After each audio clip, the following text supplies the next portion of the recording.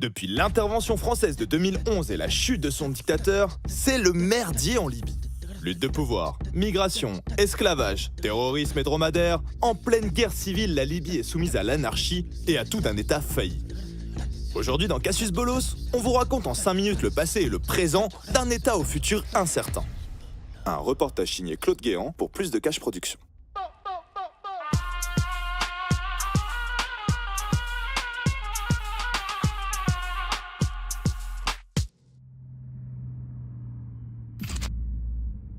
La Libye, c'est un État tribal de 8 millions d'habitants, au territoire 3 fois plus grand que la France et à l'histoire jeune et mouvementée.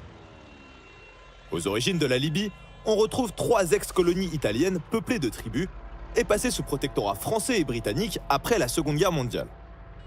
En 1949, l'ONU vote l'accès à l'indépendance du pays, et c'est ainsi que naît la Libye en 1951.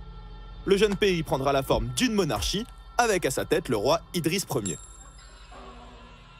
Bon, les premiers temps, c'est un peu roots pour eux. Et rapidement, les gars finissent par découvrir du pétrole. Forcément, le pays devient riche. Sauf que l'argent amenant toujours les problèmes, les tribus se mettent à critiquer le manque de redistribution des richesses ainsi que les accointances occidentales du roi. En 69, patatras, ça loupe pas, c'est le coup d'État. Sans verser une goutte de sang, le colonel Kadhafi prend le pouvoir et impose une nouvelle forme de gouvernance, la Jamaïra. En théorie, c'est la démocratie directe. Le pouvoir du peuple par le peuple et des tribus par les tribus. En pratique, c'est Kadhafi qui indique la direction à suivre. Il va ainsi régner pendant 42 ans sur la Libye, en exploitant à son avantage les divisions et les alliances entre les tribus au pouvoir. On ne s'y trompe pas, Kadhafi n'était pas qu'un chef de tribu. Le mec voyait grand, et son projet dépassait largement le simple cadre de la Libye.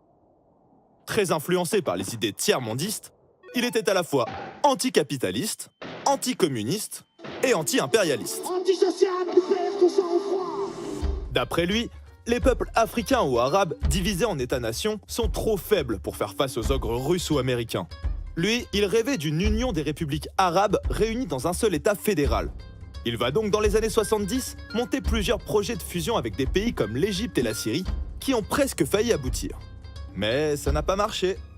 À défaut, Kadhafi se tourne alors vers l'Afrique. Il est à l'origine de la fondation de l'Union africaine en 2002 et va même jusqu'à se proclamer roi des Africains.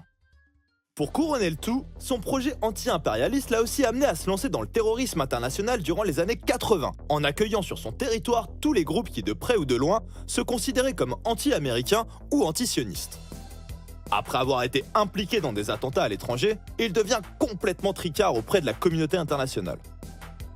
Au début des années 2000, le gars sent les emmerdes venir et tente de se racheter une virginité en se lançant dans la lutte contre le djihadisme. Histoire d'être bien sûr de sauver ses fesses, il remet même les clés d'un programme nucléaire bien caché jusqu'ici. Et ça marche. Pendant un temps. Puisque quelques années plus tard, les mêmes qui lui laissaient planter sa tente dans les jardins de la République finissent bizarrement par le bombarder. Je m'en voulais de ne pas avoir vu l'affaire des printemps arabes. Ben Ali renversé, Moubarak renversé. Et on voit ce fou de Kadhafi dire « Je vais faire couler des rivières de sang à Benghazi ». Et alors, comment ça a fini? Ils l'ont massacré.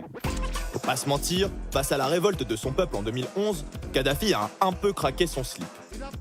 L'ONU, considérant qu'il est de son devoir de protéger les populations civiles, autorise une intervention militaire. Une coalition est montée en 2-2 par les Français, les Américains et les Britanniques. Des avions bombardent la Libye et le régime de Kadhafi s'effondre avec lui.